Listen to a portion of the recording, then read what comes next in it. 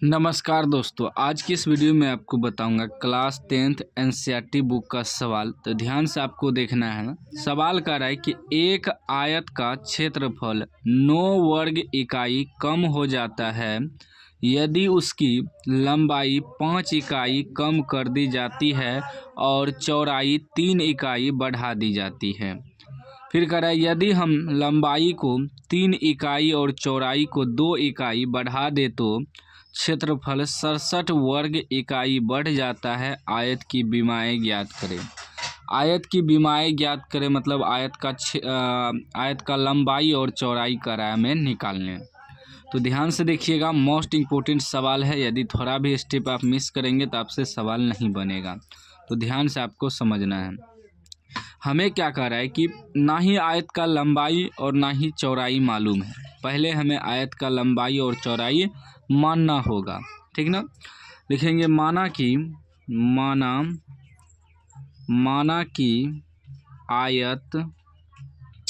आयत की लंबाई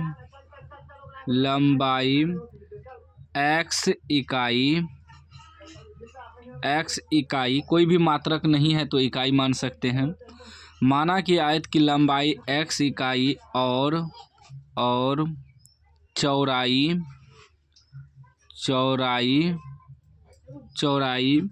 y इकाई है। मान लिए माना कि आयत की लंबाई x इकाई और चौड़ाई y इकाई है, तो क्षेत्रफल क्या हो जाएगा? तो क्षेत्रफल बराबर, ठीक ना। आयत का क्षेत्रफल का जो सूत्र होता है लंबाई गुना चौड़ाई, क्या होगा? लंबाई गुना चौड़ाई। यानी कि हम लिख सकते हैं लंबाई को हम x माने हैं तो x गुना चौड़ाई को y माने हैं तो x गुना y लिख सकते हैं, ठीक ना। याद रखिएगा, आयत का क्षेत्रफल होता है लंबाई गुना चौड़ाई। अब मान लिया हमें लंबाई भी मालूम हो गया और चौड़ाई भी मालूम हो गया। अब प्रश्न से चलेंगे। अब देखिए प्रश्न क्या कर रहा है, यानी कि सवाल क्या कर रहा है। सवाल को एक एक स्टेप में सॉल्व करेंगे, ठीक ना। कह रहा है एक आयत का क्षेत्रफल 9 वर्ग इकाई कम हो जाता है यदि उसकी लंबाई 5 इकाई कम कर दी जाती है और चौड़ाई 3 इकाई बढ़ा दी जाती है। यहाँ तक एक स्टेप का सवाल है, इधर बाद में पढ़ेंगे। आधा सवाल को पढ़ेंगे और सॉल्व करेंगे। तो कह रहा है कि एक आयत का क्षेत्रफल 9 वर्ग इकाई कम हो जाता है। तो आयत का क्षेत्रफल होता है लंबाई गुना चौड़ाई, यानी कि x गुना y। क्षेत्रफल निकला हुआ है तो आयत का क्षेत्रफल, ये क्षेत्रफल हुआ x गुना y। तो क्षेत्रफल कैसे होता है? लंबाई गुना चौड़ाई। तो लंबाई हम x माने हैं गुना चौड़ाई को हम क्या माने हैं? y माने हैं, ठीक ना। तो ये हो गया लंबाई गुना चौड़ाई बराबर आयत का क्षेत्रफल। ये क्षेत्रफल है। अब सवाल क्या कर रहा है कि एक आयत का क्षेत्रफल 9 वर्ग इकाई कम हो जाता है। क्षेत्रफल जो है 9 वर्ग इकाई कम हो जाता है, मतलब क्षेत्रफल में 9 घटा देंगे।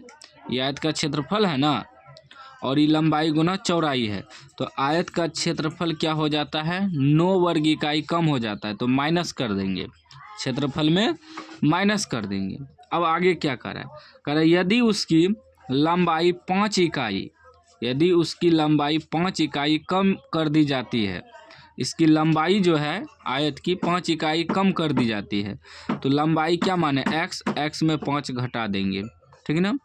उसके बाद फिर कह रहा है और चौड़ाई 3 इकाई बढ़ा दी जाती है। चौड़ाई में जो है 3 इकाई बढ़ा दी जाती है मतलब प्लस कर देंगे 3, ठीक ना।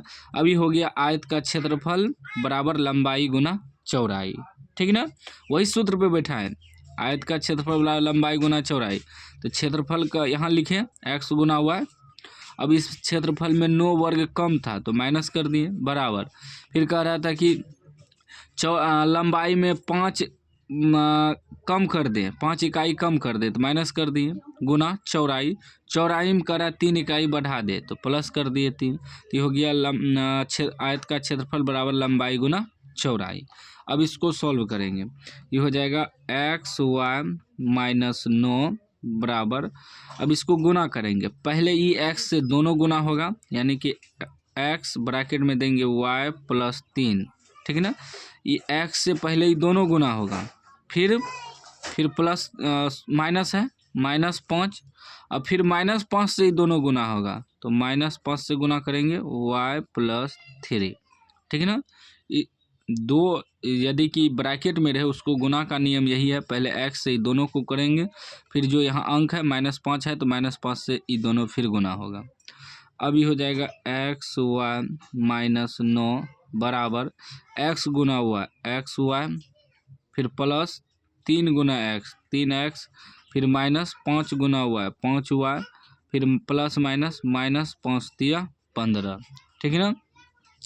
अब देखिए एक्स वाई बराबर में कट जाएगा, क्या बचा -9 बराबर 3x -5y -15, अंक वाला अंक की जगह कर देंगे, तो देखिए क्या हो जाएगा बराबर 3x -5y, ठीक ना। ये क्या है -9 है, -9 इसको इधर ले आएंगे तो ये कितना है -15 है, तो बराबर की ई बगल आएगा तो +15 हो जाएगा, यानी कि अब 15 में से 9 घट जाएगा तो 6 बचेगा, 6 बराबर 3x -5y, या इसको ऐसे भी लिख सकते हैं 3x -5y बराबर में 6, उल्टा देंगे, ये बन गया समीकरण फर्स्ट, यानी कि पहला समीकरण बन गया। अब फिर पुनः चलेंगे, फिर वही कर रहा है, यहाँ से फिर सवाल है यदि हम लंबाई को 3 इकाई और चौड़ाई को 2 इकाई बढ़ा दे तो क्षेत्रफल 67 वर्ग इकाई बढ़ जाता है, ठीक ना। फिर वही लिखेंगे आयत का क्षेत्रफल x गुना y, आयत का क्षेत्रफल बराबर होता है लंबाई गुना चौड़ाई, लंबाई x माने हैं गुना चौड़ाई y माने हैं, ठीक ना। अब ध्यान से समझिएगा, इसमें क्या कर रहा है कि यदि हम लंबाई को 3 इकाई और चौड़ाई को 2 इकाई बढ़ा दें, मतलब लंबाई में भी 3 इकाई बढ़ा रहा है, बढ़ा देंगे तो जोड़ करेंगे, और चौड़ाई में 2 इकाई बढ़ा रहा है तो चौड़ाई में भी 2 जोड़ देंगे, ठीक ना। तब क्या हो जाता है, तब जो है क्षेत्रफल 67 वर्ग इकाई बढ़ जाता है, तो क्षेत्रफल यहाँ है तो क्षेत्रफल में 67 जोड़ देंगे, क्योंकि यह भी बढ़ जाता है, ठीक है ना। साफ साफ कर रहे हैं यदि हम लंबाई को 3 इकाई और चौड़ाई को 2 इकाई बढ़ा दे तो क्षेत्रफल 67 वर्ग इकाई बढ़ जाता है, तो वही किए, लंबाई में 3 इकाई बढ़ा दिए, चौड़ाई में 2 इकाई, तो ये भी क्षेत्रफल 67 वर्ग बढ़ जाता है। इसमें भी प्लस कर देंगे, बढ़ना का मतलब हुआ प्लस, घटना का मतलब हुआ माइनस। अभी क्या हो जाएगा एक्स वाई प्लस 67 बराबर, ये फिर x पहले x से गुना होगा ये दोनों y प्लस 2, फिर प्लस 3 से गुना होगा y प्लस 2 दोनों, ठीक है ना। अब गुना करिए तो ये हो जाएगा एक्स वाई प्लस 67 बराबर x गुना y x y plus x गुना 2 करेंगे 2x प्लस 3 गुना y 3y, दोनों जगह प्लस है, प्लस से हो जाएगा 3 दूनी 6। अब देखिए एक्स वाई कट गया, क्या बचा 67 बराबर ये हो जाएगा 2x प्लस 3y प्लस 6 बच गया, तो ये हो जाएगा 67, ये 6 को उधर लाएंगे, इधर लाएंगे, उधर प्लस है तो -6 हो जाएगा बराबर 2x प्लस 3y, तो ये हो जाएगा 67 में से 6 घटेगा 61 बराबर 2x प्लस 3y, या सीधा करेंगे तो हो जाएगा 2x प्लस 3y बराबर 61, समीकरण 2, ठीक है ना। अब समीकरण 1 समीकरण 2 को हम लोग कटाएंगे। अब देखिए समीकरण हम लिख लिए हैं 3x - 5y बराबर 6, 2x प्लस 3y बराबर 61, ये दोनों समीकरण हैं, ठीक है ना। एगो इस समीकरण फर्स्ट है, आप उसके नीचे बनाइएगा, उधर जगह नहीं था, इसके नीचे आपको सॉल्व करना है, ठीक है ना। हम यहाँ लिख रहे हैं इस पेज में, और ये था समीकरण 2, ठीक। अब हम विलोपन विधि से कटा के एक्स वाई का मान निकालेंगे, आप कोई सा भी विधि यूज कर सकते हैं। तो विलोपन विधि से यदि हम कटाएंगे तो इसमें क्या होता है माइनस प्लस होना चाहिए तब कटेगा, और अंक आपका बराबर होना चाहिए। अब मान लीजिए यदि हम y को कटाएंगे तो यहाँ माइनस प्लस तो कट जाएगा, लेकिन यहाँ 5 है यहाँ 3 है, नहीं कटेगा, इसलिए हम क्या करेंगे 3 को समीकरण 1 से गुना कर देंगे, और ये 5 को समीकरण 2 से ऐसे गुना कर देंगे। अब क्या हो जाएगा, ये 3 पचे 15 हो जाएगा, 5 तिया 15 दोनों बराबर हो जाएगा, कट जाएगा। तो लिखेंगे हम समीकरण फर्स्ट गुना 3 किए हैं और दोनों जगह प्लस माइनस पहले से है तो प्लस करेंगे सिर्फ। समीकरण 2 गुना 5 किए हैं, करिए तो पूरा समीकरण गुना होगा। 3 से गुना करेंगे, 3 तिया 9x माइनस 3 पचे 15y बराबर 3 छाके 18। फिर 5 से कटाएंगे तो 5 से गुना करेंगे तो 5 दूनी 10x प्लस 5 तिया 15y बराबर 61 गुना 5, 5 एका 5 6 पंचे 30 यानी कि 305 हो जाएगा। अब कटाइए, प्लस माइनस कट गया, 15y बराबर, अभी देखिए 9x और 10x दोनों प्लस में है तो 19x हो जाएगा बराबर, ये भी प्लस में है जुड़ जाएगा। 9 5 13 के 3 हासिल 1, फिर एक जो हासिल बचा है 2 हो जाएगा 3, 323। जब x बराबर लाएंगे तो ये हो जाएगा 323 बटे 19, 19 से कटाइए तो कटेगा 19 दूना 19 एका 19, कितना बच जाएगा 13 और 13 3 133, 133 कितना हो जाएगा, अब कट जाएगा 19 सत्ते 33 से, ठीक है ना, कट जाएगा 7 बेर में।